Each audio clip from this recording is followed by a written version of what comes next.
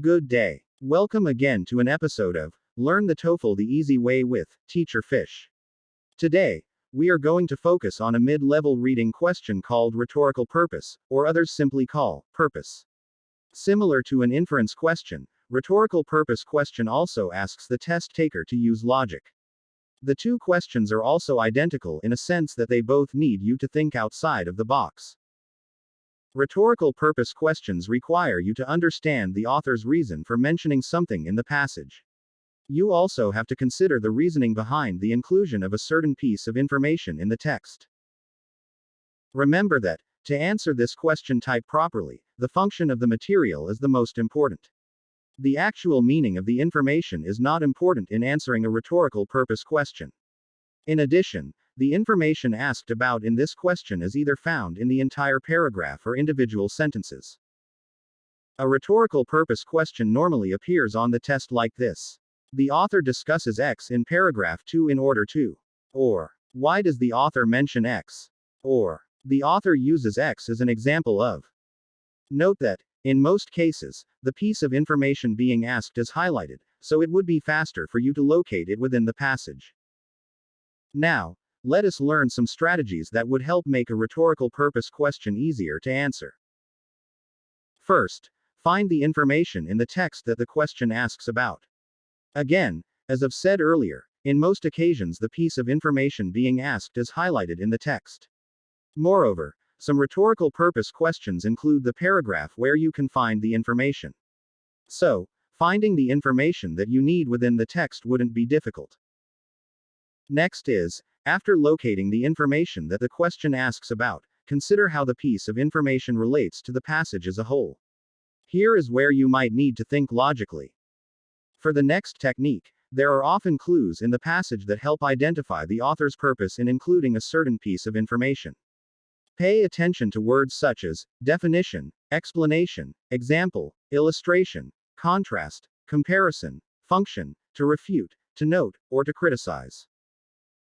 Lastly, many times, the question does not concern the topic as a whole. So you only need to consider the section that mentions the topic of the question and figure out why the author mentioned it in that one section. Now let us check if you understood the strategies I gave and see how you'd use them in answering a rhetorical purpose question. Here is a part of a reading passage. It says, some of the greatest developments of the Industrial Revolution were in transportation. At first, steam engines, such as the Newcomen steam engine, were used in factories to operate equipment. But then people realized they could use steam engines for transportation. During the first decade of the 1800s, both locomotives and steamships were invented. Trains could transport people and goods over land faster than any other mode of travel. Steamships were the same for water travel. The first successful steamship, the Clermont, was designed by Robert Fulton. However, many people called her Fulton's Folly. These individuals were doubtful that steam engines would ever work with ships. Yet they did, and they transformed the world. Steamships could cross the ocean much faster than sailing ships. Eventually, by the end of the 1800s, sailing ships were a relic of the past. Now for the question, it says, why does the author mention the Clermont? A. To give the name of the first successful steamship. B. To praise the man who designed the ship. C. To mention that it crossed the ocean very quickly. D. To claim that it should have been named Fulton's Folly. If you chose answer choice A, then you are correct. Choice A best explains why the author mentions the Clermont.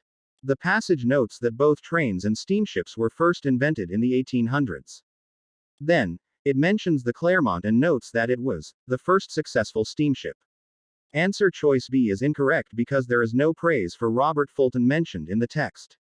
Choice C is also wrong because the passage does not mention whether or not the Clermont ever crossed the ocean.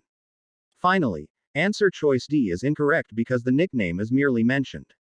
The author does not say whether or not it was appropriate. Here is another example to let you practice our strategies some more.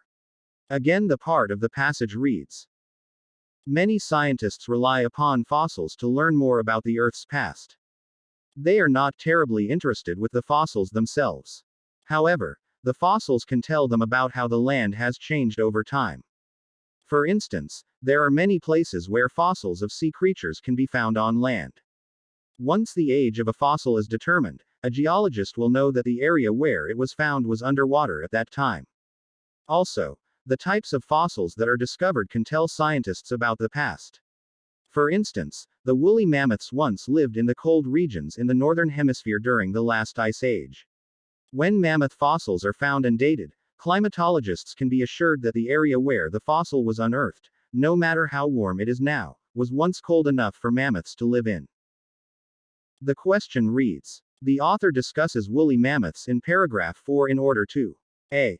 compare their fossils with those of sea creatures. b. prove that they used to live in cold climates. c. mention that they were still alive during the last ice age. d. show that fossils can be used to learn about past weather conditions. Answer choice D best describes why the author discusses woolly mammoths. The last sentence of the paragraph provides the reason. It mentions that the presence of woolly mammoth fossils in a region is evidence that the area was once cold enough for mammoths to live in.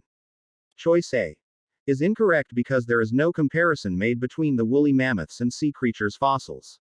Choice B seems a potential answer to the question, but the statement is rather a minor fact, so it is also incorrect. Answer choice C is wrong because the statement is also a minor fact. So that's it, guys. We have again reached the end of our lesson about a mid-level reading section question called Rhetorical Purpose. I hope that after listening to my lesson, you'd now find it easier to answer a rhetorical purpose question. Please do not hesitate to ask questions by leaving them on the comment section, and I will do my best to answer them promptly. And always remember, the TOEFL is not difficult if you know what to do.